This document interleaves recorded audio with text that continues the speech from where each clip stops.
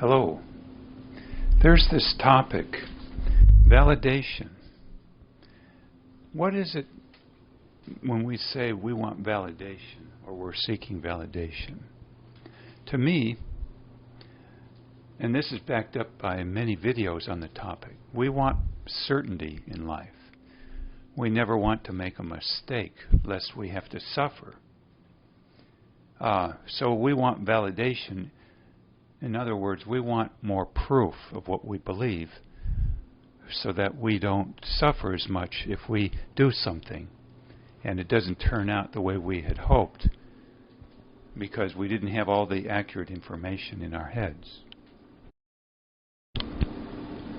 Now, I might add, in my opinion, part of the reason we don't want to, quote, make a mistake and suffer pain as a result is not just because of the results of the mistake itself or the non-optimal result, but because of criticism from others. They might say, you should have known better than to do this or that, or why didn't you learn your lesson by now? Or why did you make such a dumb decision?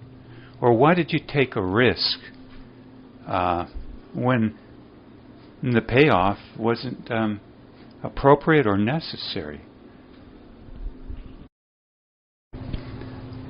So to recap then, so far, maybe we want more certainty before we act so that we don't suffer pain as per the results and the results from criticism of others too, especially if someone else loves to be a backseat driver and criticize someone for taking risks when they don't like taking risks themselves and they claim that the results of not taking risks, kind of like living in a closet, are just fine to them and that they're happy the way things are with their impoverished lives.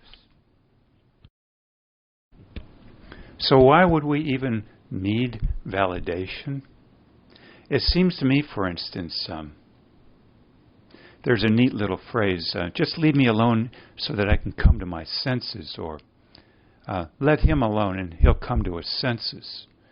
Well, it seems to me we have in our minds kind of a mechanism for observing life, and if we have time to ponder it and observe closely and calmly, that oftentimes we see quite a number of very valuable things. And if we have time then to record them on paper so that they don't evaporate and review them, and finally if we have the proper words to do so with, not blameful words, not blame-shifting words, not hateful words, it can be quite amazing what we can accomplish, especially if we have mathematical talents to see things in refined fashion, in clarity, in crystal clear clarity. But unfortunately, it's not as though all people in society and the world are the same. I think, for instance, in New York City, there are people from 200 different nations or many, many different religions also, moral viewpoints, ways of coping with life. Call them defense mechanisms, if you will. Now, some try to cope with that through isolating, or what I call semi-isolating, through getting in communities where everything is quite homogeneous. Say, where everybody is married, everybody is of a certain race, everybody has children almost, everybody has a certain type of career or not, or everybody has a quote-unquote job. And so this is a way then of trying to avoid massive differences that make us shaken up a bit. Now, what is the problem then with having diversity of viewpoints, diversity of morals, everything? It seems to me this introduces a lot of complexity, and depending on the person and the amount of time on hand and their educational experiences of quality or not, and mathematical training, they may not be able to handle it.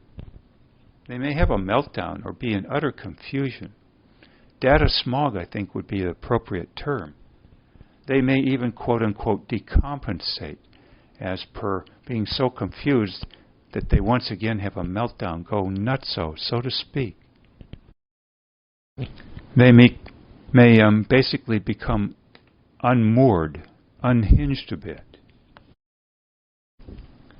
Another way of putting it, they've lost their bearings. They've lost their sense of stability. Their premises are shaken, and they don't know which way to turn next. They're basically in chaos land.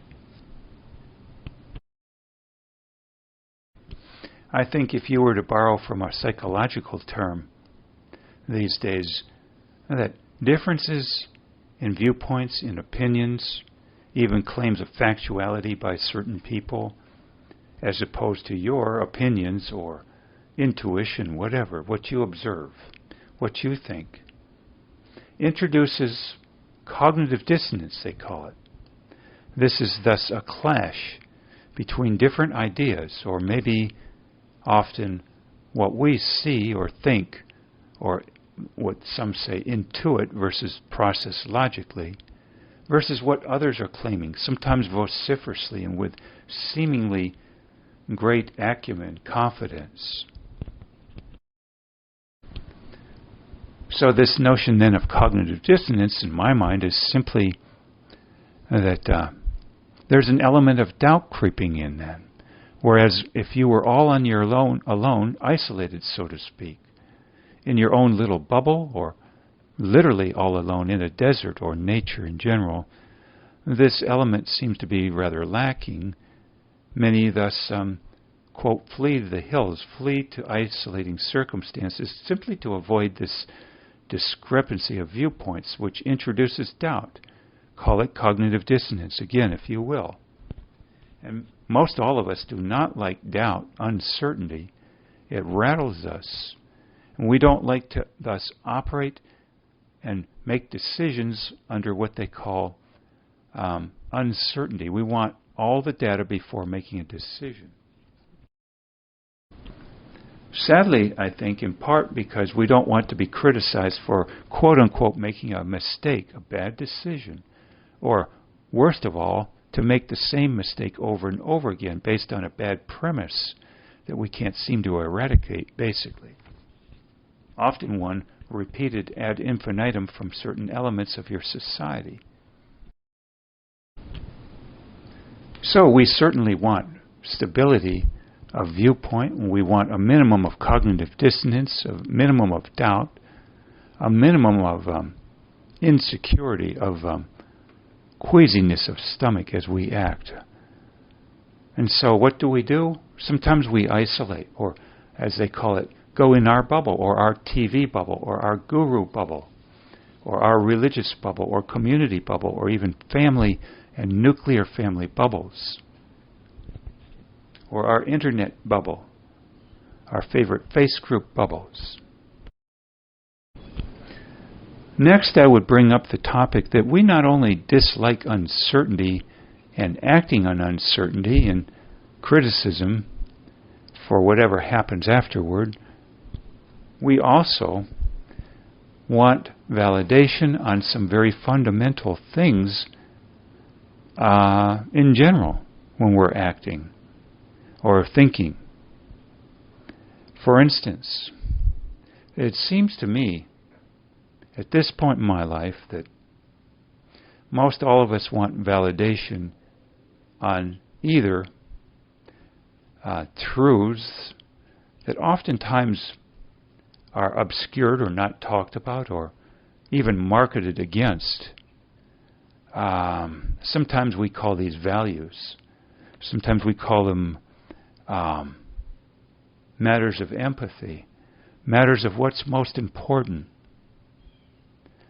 I think, too, we all want validation very much that our thinking processes are sound, that we're, quote, not delusional, that we're not practicing simply wishful thinking, that we're not making things up, that we're not having illusions, or that we don't have false premises or limited ideas in general, prejudices if you call them.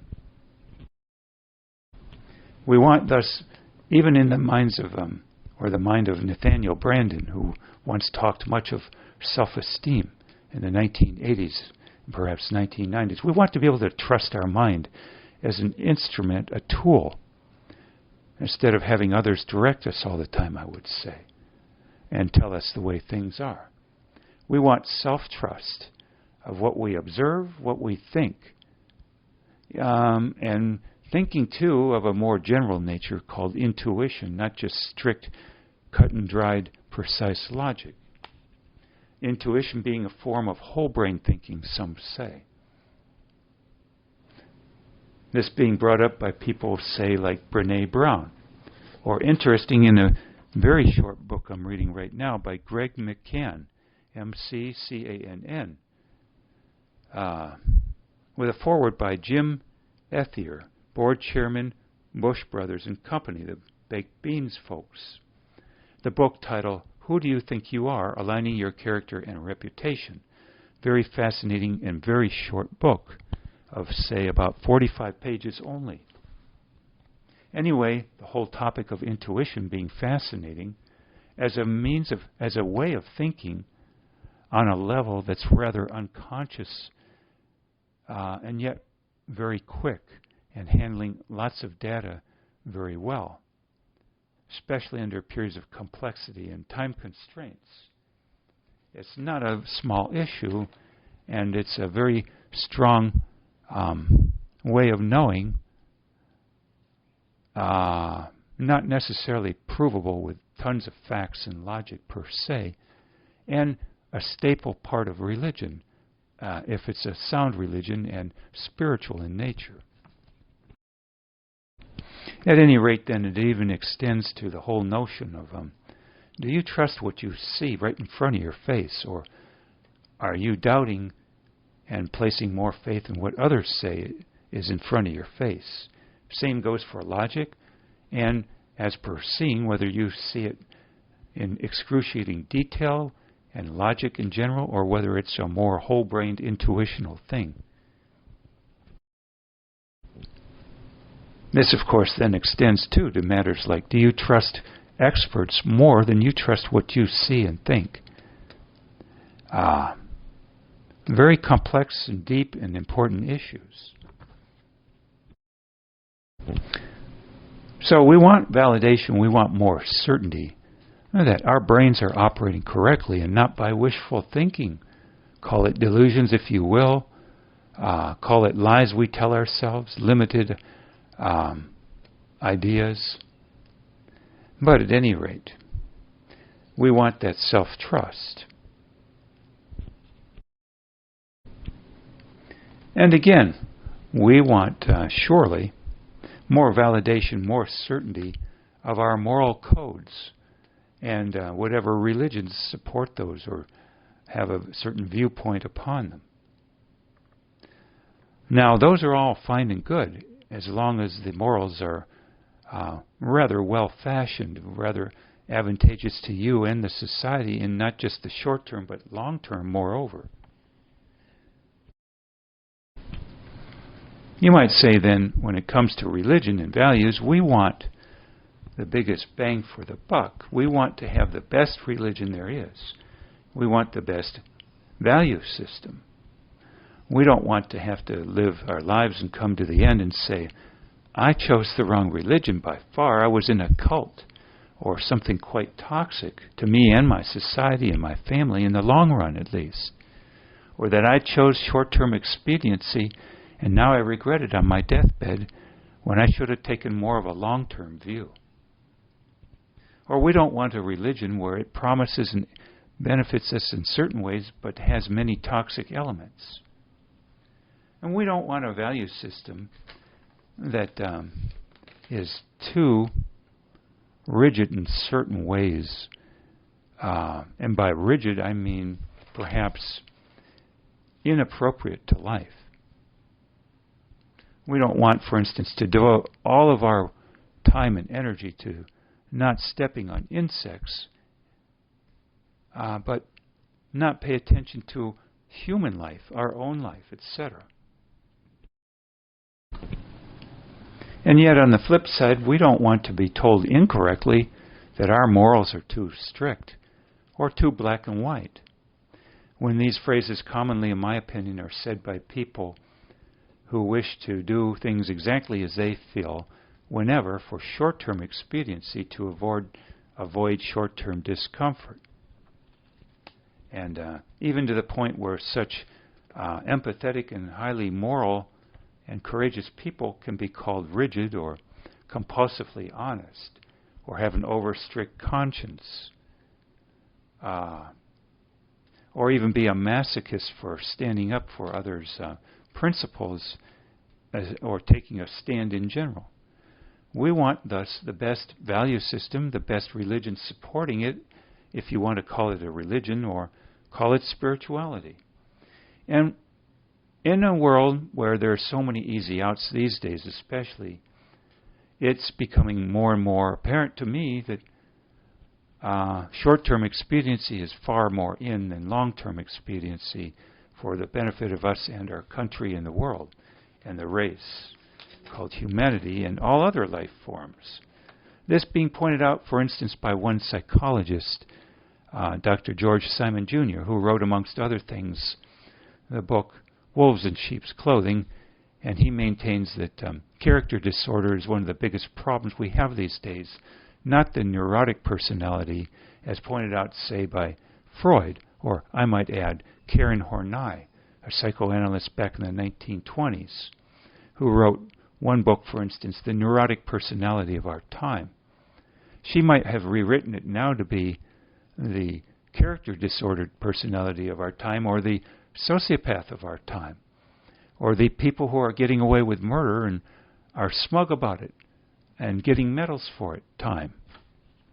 And thus all the more desire for validation that empathy and morals of a certain sort are valid and in fact are not toxic, not over strict, not black and white, and thus that we make sense of all this diversity and claims as to what value system is correct or not, and whether empathy is even worth a doggone thing at all.